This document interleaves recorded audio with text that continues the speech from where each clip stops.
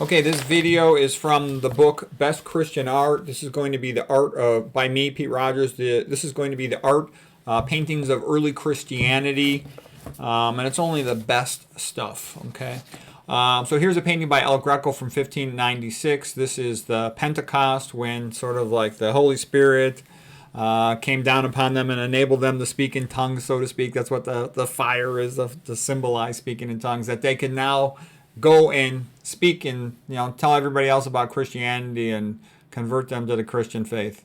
Go forth, be fruitful, and multiply. Notice that Christianity is the opposite of modern society. Modern society is get a vasectomy, have birth control, don't have any kids, open things up down south and replace you. Okay, Christianity is all about celebration of the family. It's beautiful.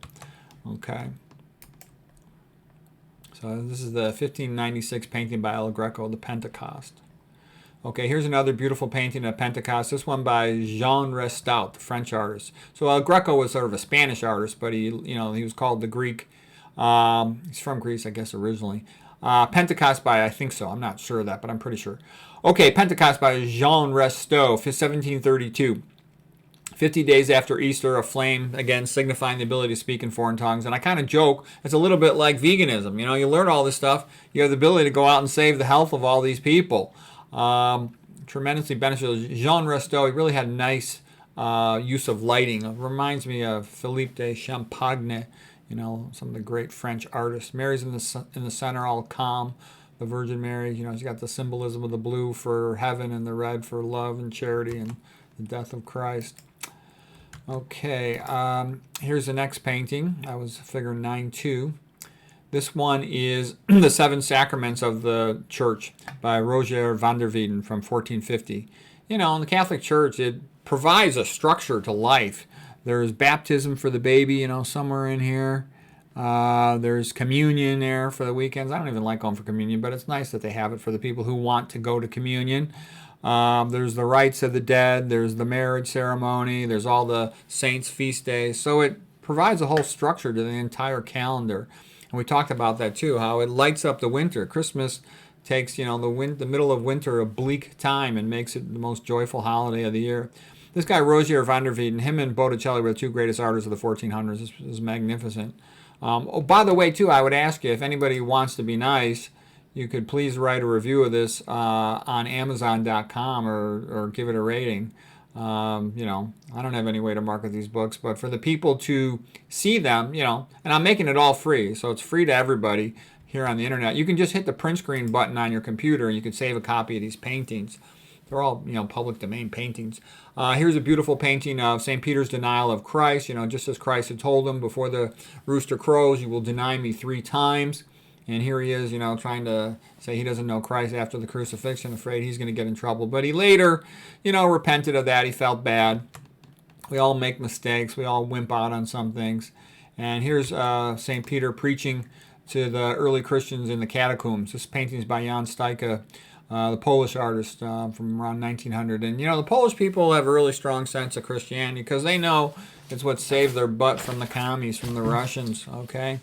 Religion means, again, religare, legare, to ligate, to tie people together, to give them things in common so they can relate to each other better. They're more unified. Religion makes the people strong. That's why a ruler hates religion, because they don't want the people unified. When they say diversity is our strength, that's a joke, okay? What they mean by diversity is they mean divide and conquer. Keep all these low-life, poor people, proles, all arguing and fighting with each other about stupid stuff, and it'll be much more easy to control all these chumps, okay? That's what they really mean by that, okay?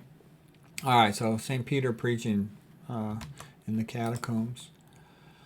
Okay, here's a picture from the movie Risen. So it's a very good movie. It's the story of the crucifixion from the point of view of the Romans. And I found it entertaining to see their Roman point of view. So I liked it. I was pretty interested in the resurrection. The best book to read, of course, is The Case for Christ by Lee Strobel. If you want an introduction to Christian apologetics, that's the best book. Available in audiobook, available in a movie, etc. And then if you start becoming more interested in esoteric things like this movie was quite entertaining. Okay, Tiberius, the Roman emperor from 14 to 37 AD, was the emperor when Christ was crucified. Pontius Pilate was the Jerusalem representative of Rome at that time. Okay, a great movie about this time was Ben-Hur, and it was starring Charlton Heston, and there were some awesome chariot races in the movie, great scenery. You know, I think he's maybe the greatest American actor of all time. You look at all the great movies he was in. He was in the Ten Commandments. He was a great American hero in a whole bunch of other ways. Okay, Ben-Hur, the movie. It was based on the book called The Tale of Christ by Lewis Wallace in 1880. So it was a very Christian. It was the best selling novel by any American author in the 1800s. So it was a super popular book. And it's a great movie. I give it 9 out of 10 stars. Ben-Hur meets the early Christ. Has a big influence on him, and Christ helped his family. The chariot races were extraordinary. Here's some paintings of chariot races. And here is the Roman chariot races at the Circus Maximus. This one's by Ettore Forti. Okay, and again, it reminds me totally of Ben-Hur. The way they filmed it was just awesome.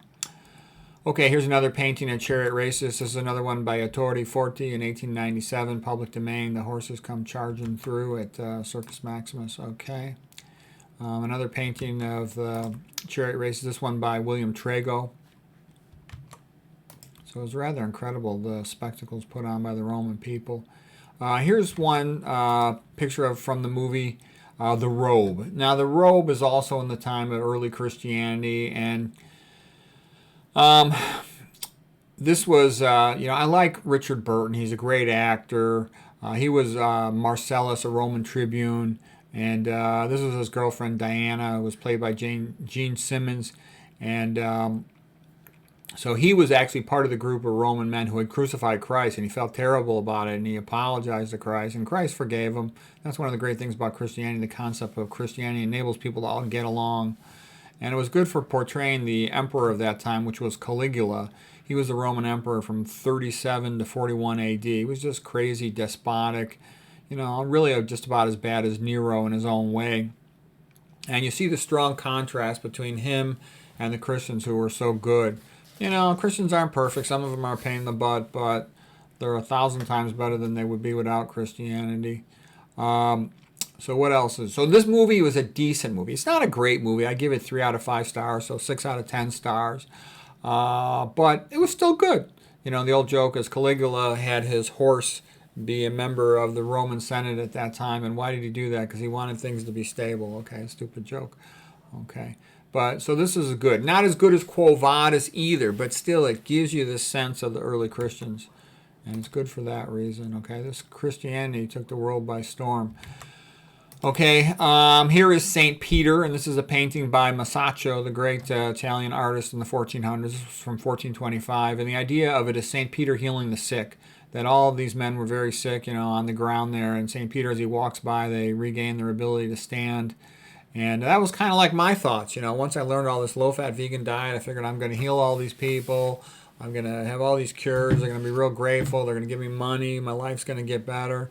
But in reality, hardly any patients want to go low-fat vegan, so it really doesn't lead to any money or hardly anything. But it's nice to know now when all these sick patients don't get better, it's their fault, it's not my fault.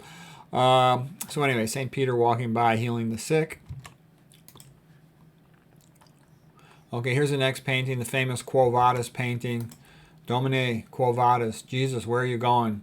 And it was basically Christ said, I'm going back to Rome. Because this is when St. Peter was fleeing Rome after the persecutions of Nero.